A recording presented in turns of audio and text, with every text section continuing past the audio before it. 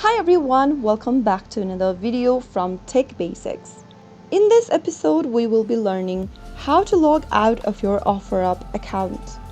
If you are done using OfferUp and if you are on a public device and you'd like to log out of your account, then the first thing to do is to open a web browser and type in offerup.com to get to the official website.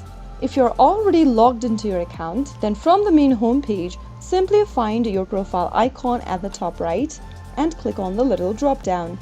In the pop-up, click on Log Out and you will be redirected to the main login page for offerup.com, which means you have successfully logged out.